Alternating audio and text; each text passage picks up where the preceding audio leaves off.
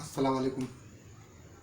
जैसा कि हमने पहले लेसन में ये पढ़ा था कि इसकी डेफिनेशन क्या है शॉर्ट हैंड की, तो आज हम आगे लेके चलेंगे उसी लेसन को। तो आज हम पढ़ेंगे वावल ए के बारे में। देखिए वावल ए जो है, इसमें क्या है कि जहाँ भी ए की जो साउंड आएगी उसके लिए हम क्या करेंगे, एक हैवी डॉट यूज़ करेंगे। Vowel A for heavy dot. अब वो जो साउंड है ए का अगर स्टार्ट में आता है तो हमें क्या करना है, वो डॉट स्टार्ट में देना है। अगर ए का जो साउंड है वर्ड के लास्ट में आता है तो हम वो जो डॉट है हम लास्ट में यूज़ करेंगे। तो हम बनाने की कोशिश करते हैं कि वर्ड्स किस तरह बनते हैं। जिस तरह ये पे है, अब आपको वही पी कॉन्सोनेंट यूज़ करना है जो मैंने कल आपको बताया था। आपने पी उसी तरीके से यूज़ करना है, पी ऑन द लाइन, ठीक है। अब ए का साउंड जो है पी के बाद में आ रहा है तो हमें क्या करना है, हमें यहाँ पर हैवी डॉट यूज़ करना है पे, उसके बाद डे। अब वही डी कॉन्सोनेंट यूज़ करना है। अब इसका जो साउंड है ए का वो भी लास्ट में आ रहा है, हमें यहाँ पर लास्ट में हैवी डॉट यूज़ करना है। उसके बाद एज। अब जे का साउंड है, मैंने ये समझाया हुआ था कि हमें स्पेलिंग में नहीं आना, हमें साउंड पे आना है। स्पेलिंग तो जी है लेकिन इसका जो साउंड है वो जे आ रहा है, तो हमें क्या करना है, हमें यहाँ पर जे कॉन्सोनेंट यूज़ करना है। अब ए का जो साउंड है वो स्टार्ट में है तो हमें यहाँ पर स्टार्ट में हैवी डॉट यूज़ करना है, हो जाएगा एच। उसके बाद at, T consonant on the line. अब टी से पहले ए का साउंड है तो हमें यहाँ पर हैवी डॉट यूज़ करना है।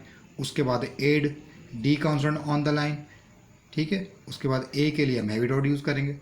उसके बाद एब, B consonant on the line, A के लिए हैवी डॉट यूज़ किया है, हो जाएगा एब, ठीक है। उसके बाद ज्वाइनिंग ऑफ कॉन्सोनेंट्स। अब देखें ज्वाइनिंग ऑफ कॉन्सोनेंट में क्या होगा कि हम जितने भी हमारे कॉन्सोनेंट्स हैं वो आपस में हम ज्वाइन करेंगे, तो विदाउट वावल्स, तो हम इसको जोड़ने की कोशिश करेंगे। जैसे पिट, पी और टी को आपस में ज्वाइन करेंगे। और एक बात याद रखें कि इसको जब तक हमारा वर्ड कंप्लीट नहीं होगा, हम पहले कॉन्सोनेंट को लाइन पर लिखेंगे बगैर पेंसिल उठाए, दूसरा जो कॉन्सोनेंट है वो हमें कंटिन्यू करना है इस तरीके से। Bid, B and D. Lim, L M lim. Nik, N and K nik. Bik, B and K bik. Fam, F and M fam. उसके बाद जिट, जे एंड टी जिट, ठीक है। उसके बाद vowel E for light dot. अब हमें वावल ई के लिए लाइट डॉट यूज़ करना है। किसी भी वर्ड में ई का साउंड आएगा तो उसके लिए उसके लिए लाइट डॉट यूज़ करेंगे, ठीक है। अब आते हैं वावल ई की तरफ। अब इसमें वर्ड बनाने की कोशिश करते हैं। एच। अब देखें टी का कोई साउंड नहीं आ रहा, सिर्फ चे का आ रहा है। ई का साउंड आएगा और चे का साउंड आएगा, हमें क्या करना है, हमें सिर्फ चे लिखना है, चे। H, light dot. एज। अब देखें जे का साउंड आ रहा है, J on the line, E के लिए लाइट डॉट। उसके बाद बेट, B and T light dot. पैप। अब देखें 2 मरतबा पी का साउंड आ रहा है, हमें क्या करना है, 2 मरतबा पी लिखना है कंटिन्यू, और ई के लिए लाइट डॉट। उसके बाद beg, B and G light dot. उसके बाद jet, J and T jet. उसके बाद led, L and D led, ठीक है। तो अब हम आगे चलते हैं, आगे शॉर्ट फॉर्म्स हैं। अब देखिए शॉर्ट फॉर्म है क्या, नो रूल्स और नो रेगुलेशंस। इसमें ना कोई रूल है ना रेगुलेशन है, ये जैसे हैं आपको वैसे ही लिखने हैं। इसके लेफ़्ट राइट कोई भी वावल्स नहीं होते और इसको हम एक ही वर्ड से रिप्रेजेंट करते हैं। अब जैसे बी है, अब बी को हम क्या करेंगे, बी के लिए हम सिर्फ बी को ऑन द लाइन करके लिखेंगे, इसमें कोई भी वावल्स नहीं होता। तो ये इसको लिखने की कोशिश करेंगे। It, T on the line, it. Do, do के लिए हम क्या यूज़ करेंगे, डी कॉन्सोनेंट, ये डू हो जाएगा। विच के लिए हम क्या करेंगे, चे कॉन्सोनेंट, ये चे हो जाएगा। उसके बाद टी का टू के लिए क्या करेंगे, पी का 1/4 ऑन द लाइन, जो हम पी लिखते थे, देखें पी हम इस तरह लिखते हैं, इसका 1/4 कितना होगा, ये इसका 1/4 है, इसको हम ऑन द लाइन करके लिखेंगे। उसके बाद ट्यू और टू, इन दोनों के लिए एक ही शॉर्ट फॉर्म है, कौन सा, बी का 1/4, हैवी, क्योंकि बी हैवी है इसलिए इसको हम हैवी करके लिखेंगे, डार्क लिखेंगे ऑन द लाइन। उसके बाद हु के लिए क्या करेंगे,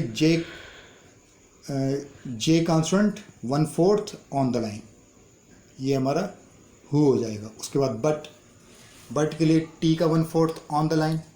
उसके बाद दी के लिए डॉट यूज़ करेंगे ऑन द लाइन।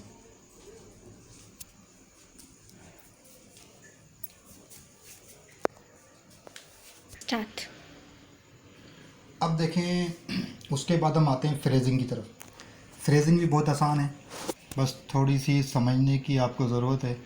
अब फ्रेजिंग में हम फ्रेजिंग कहते हैं किसे हैं, देखें फ्रेजिंग उसे कहते हैं कि एक शॉर्ट फॉर्म को दूसरे शॉर्ट फॉर्म से मिलाकर लिखने को फ्रेजिंग कहते हैं, या एक शॉर्ट फॉर्म को किसी दूसरे वर्ड से मिलाएं, ये सारा कुछ फ्रेजिंग में आता है। किस तरह, जिस तरह मैं आपको लिख कर बताऊँगा उस पर आप प्रैक्टिस कीजिएगा। जैसे टू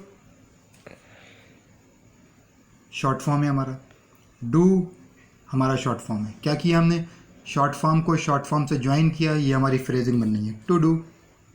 बट शॉर्ट फॉर्म है, विच शॉर्ट फॉर्म है, ये हमारी फ्रेजिंग है। उसके बाद अच्छा दी के लिए हम क्या करते हैं, दी के लिए हम डॉट यूज़ करते हैं। अगर देखें दी का जो साउंड, अगर कोई किसी भी वर्ड के शुरू में दी आ जाए तो आपको वही डॉट यूज़ करना पड़ेगा, लेकिन अगर दी का जो साउंड है वो अगर लास्ट में आ जाए फिर आपको एक स्मॉल टिक ऐड करना पड़ेगा। किस तरह, इस तरह जैसे पे दी। अब आपको पे वैसे ही लिखना है और दी के लिए स्मॉल टिक ऐड करें इस तरीके से, पे दी। डू दी के लिए हम क्या करेंगे, पहले हम डू लिखेंगे, दी के लिए स्मॉल टिक ऐड किया, डू दी। विच द, अब देखें विच, पहले हमने विच लिखा, दी के लिए स्मॉल टिक ऐड किया।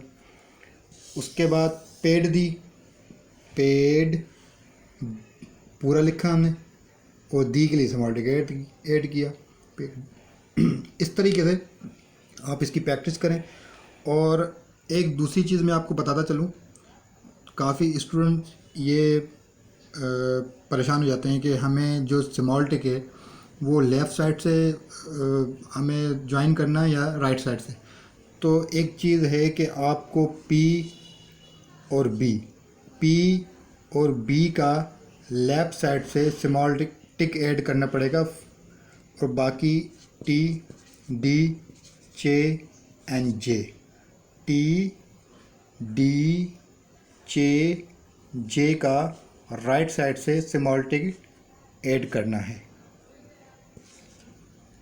फॉर दी के लिए, ठीक है। तो आज का हमारा जो चैप्टर है वो कंप्लीट हुआ। इंशाल्लाह नेक्स्ट क्लास में दूसरे टॉपिक के साथ, तब तक के लिए अल्लाह हाफ़िज़।